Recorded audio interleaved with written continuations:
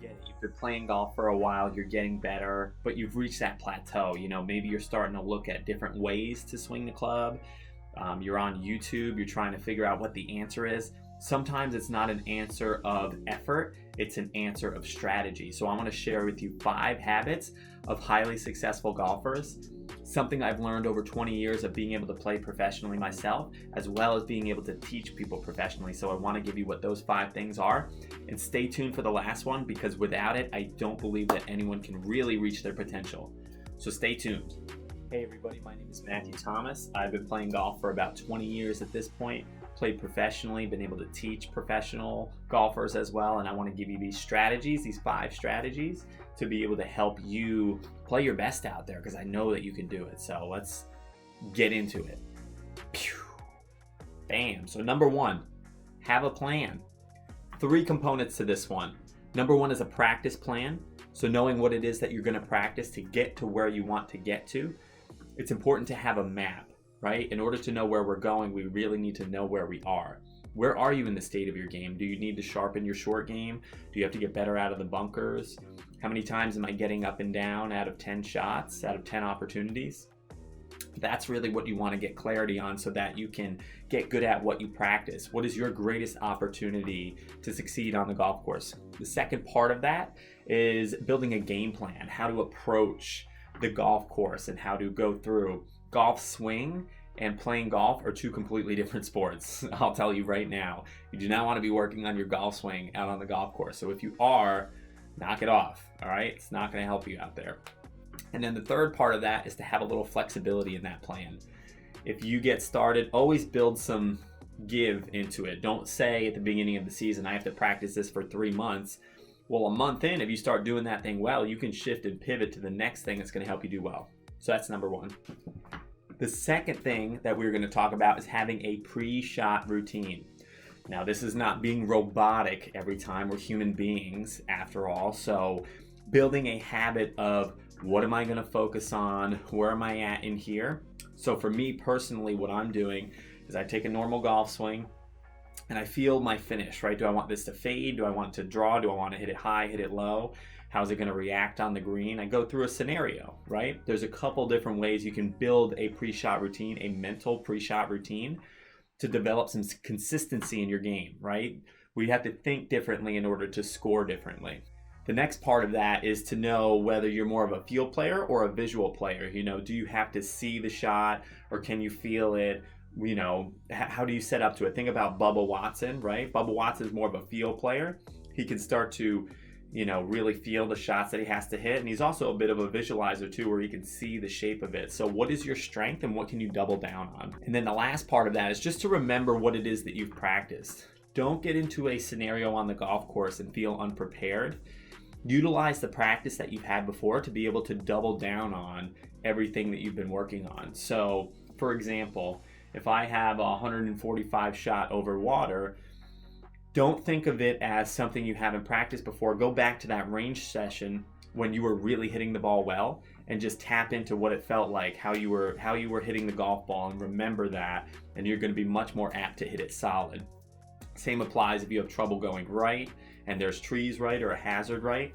What is a confident golf swing that I can put on this ball to make sure I achieve the result that I'm after? So that's number 2. Number 3, and this one is a huge one, is some quality self-talk. Now, you don't have to be on the course out there murmuring to yourself. I'm talking at least in here.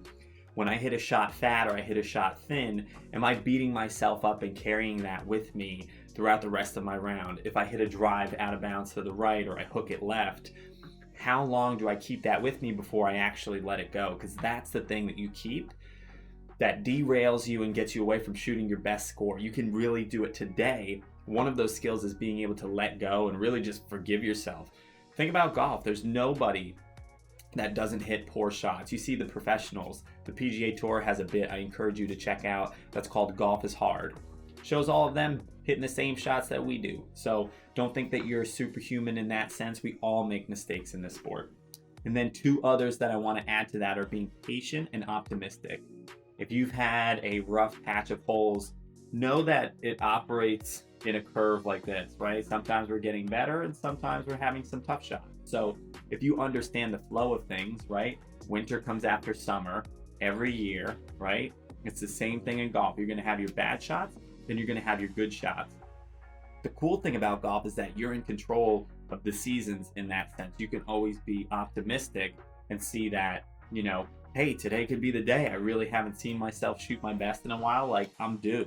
And if you have that feeling, you're going to approach the golf ball totally different. So I encourage you to utilize that as well. Well, look at that. Makes sense probably to list them all for you guys. Make it easy on you. You've made it this far, figure I'd throw you a little bonus. So number 4 is to come up with a pre-round practice plan. Below is a copy of a PDF that will give you the ultimate pre-round practice plan where I'll go more in depth on this. It's going to differ between each individual, but I want to cover the basics here, which is really just to feel the ball off the face, right? You want to bring confidence into your round of golf, right? So if it's putting that I've been working on, I'm going to be working on putting. And I just want to roll 20, 30, 40 putts in, right? If it's the iron shots I've been struggling with, I want to get a couple off the face there so I can at least see what I'm working with for the day. It's not about perfection. It's just about control, being able to work with what you have for the day. You can always work on your golf swing later. Do not bring it onto the golf course. Big no on that one. So those two, and the opportunity to hit golf balls really comes into this last part, is just being able to stretch a little bit, right? Most of us are sitting in chairs for the day. If you're in the car, you're in the chair all the way over there. Give yourself an opportunity to warm up, right? You don't want to hit the first tee and have a, crack your back out there. You want to be able to hit the ground running, be able to let one go on the first tee so that you're able to play the round of golf that you're there to play. Don't deprive yourself of that 30 minutes. Really, all it is 30, even 15 minutes. Give that to yourself so that you can actually go and get warmed up to you playing golf for the day. Get yourself warmed up in here and get ready for the challenges ahead. So that's number 4 right there. So the number 5 reason is to get a coach. You see the best players on the planet, Olympic athletes, pro baseball, pro basketball, golf, business execs, all have a coach. Why do they have a coach? Why do these top performers have a coach? Because the coach can see things that the player just can't see, right? Same reason Tiger Woods has a coach. He wants to be able to talk things out, make sure that his strategy makes sense, make sure that he's working on the right things. They can bring in insights that the student or the player really don't have in that aspect. So you think about Mike Tyson, right? Cus D'Amato, his coach, when he met him, he did not think that he was going to be the heavyweight champion of the world. But Cus D'Amato filled his head with the most important thing in this whole activity that we're doing is an identity. Who do I really believe that I am on the golf course? Am I someone that always shoots in the 90s? Do I say that I want to shoot in the 70s or break 90 or do my best there, but I never follow through? It's because you have your internal thermostat set to that I shoot 95 or I shoot 85 or whatever it be for you. So I encourage you to get a coach, look for a role model, find someone who can take you to where you want to get to, because getting to that next level without a coach is extremely difficult. So we're offering 30-minute strategy sessions. If you want to get together and get on the phone with yours truly, I'd be happy to talk to you about your game and get you set for the season.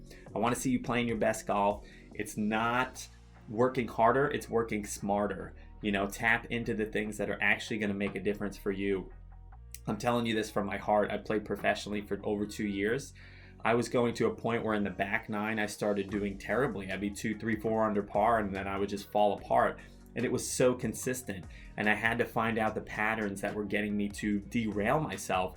And it was really me that was doing it, but it was like a blind spot, right? That spot in your car where you just can't see?